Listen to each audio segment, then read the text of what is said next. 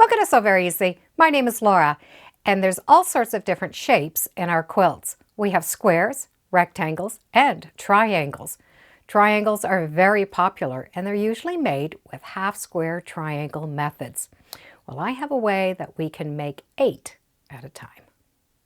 To make these half-square triangles, we normally take 2 squares, put them together right side, draw a line from corner to corner, stitch on each side of that line, and then cut them apart.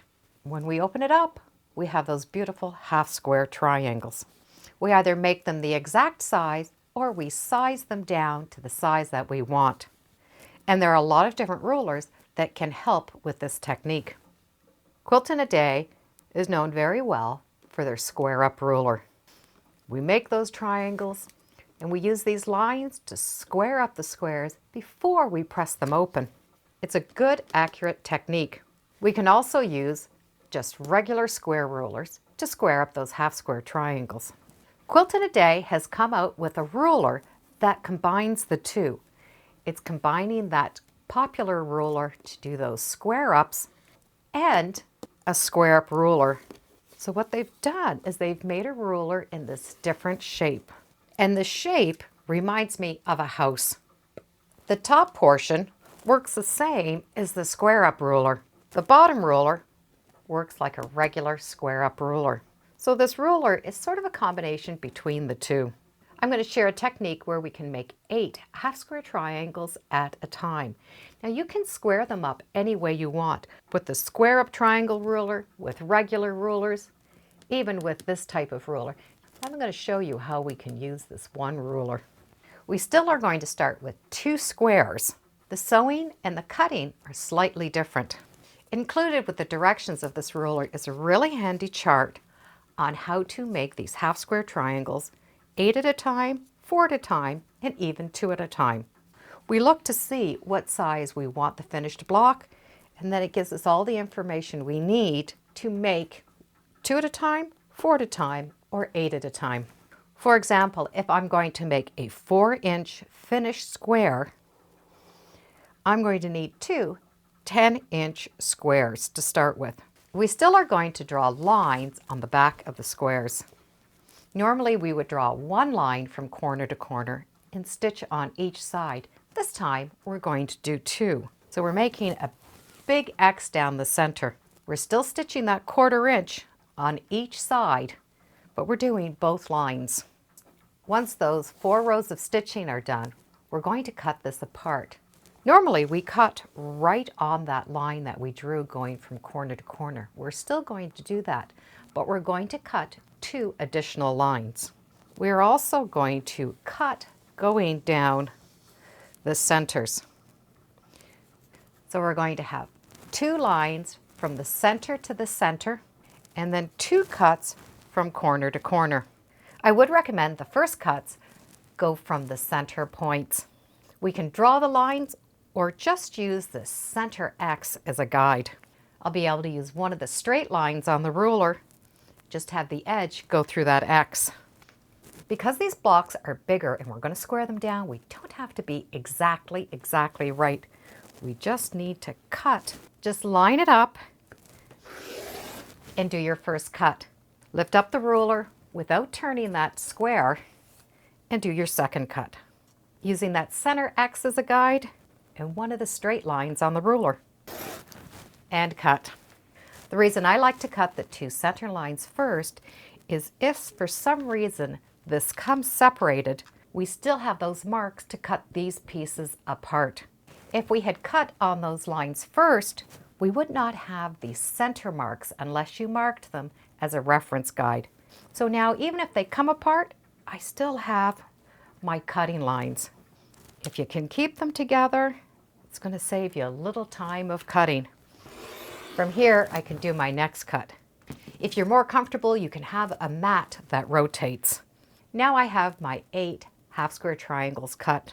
There are many different ways we can square these up. We can press them open and use a regular square ruler to square them up. And we can also square them up before we have them pressed open. I'm going to use the square up ruler and show you different ways that we can square these up. The first way is cutting the triangle before we press it open. We're going to use the stitching line, not the cutting line. The stitching line is going to correspond with measurements on the ruler. For example, if I want this block to be at 4.5 inches, I would use that 4.5 inch line. So all of these lines are going to correspond to the size that we want, along with those side measurements if we need smaller increments. So that 4.5 inch line is going to go on the stitching line. We don't need to worry about the extra. We're only going to worry about that stitching line. From here, I get to cut off that extra. So it won't matter what triangle size we start with. We're going to be able to trim it down. This particular ruler will trim down all the way to a 4.5 inch. And when I open up that square, I now have a 4.5 inch square. Both edges were cut at the same time. Another way to square them up is to press those blocks open first. We still are going to be able to use this triangular part.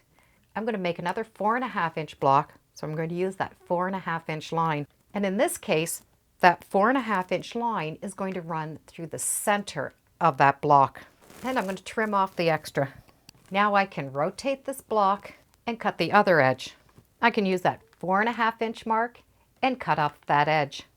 Or I can use the square part of the ruler. I already have 2 edges cut.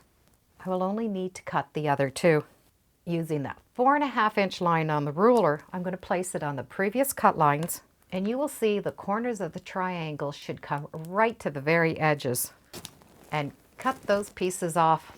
This now is a 4.5 inch square. We can also square the block up using that square part of the ruler. We do have our 45-degree line we're going to be able to use. We're going to place that line down from center to center. I will be cutting this at 4.5 inches. So as long as I have seam allowance past that 4.5 inch, I'm going to be fine. This gives you an opportunity to center a pattern or a design. I'm going to check and make sure that that line is correct, and I'll trim off the first 2 edges. I'm going to be able to rotate this block and finish it off with that 4.5 inch line. I'm still going to use that 45-degree mark just to keep myself straight so that I don't go off a little. And cut. Another perfect 4.5 inch square. We're able to use this ruler a couple of different ways. Using just that triangular part, a combination of both, or just the square. We also can just use the square if we need to square up any blocks. Making 8 half square triangles at a time is really a great time saver, and we can square them up with any ruler at all. But having a specialty ruler really does make it a lot easier, especially when we want to get that very center point in the center. And we get to square them up before we press them.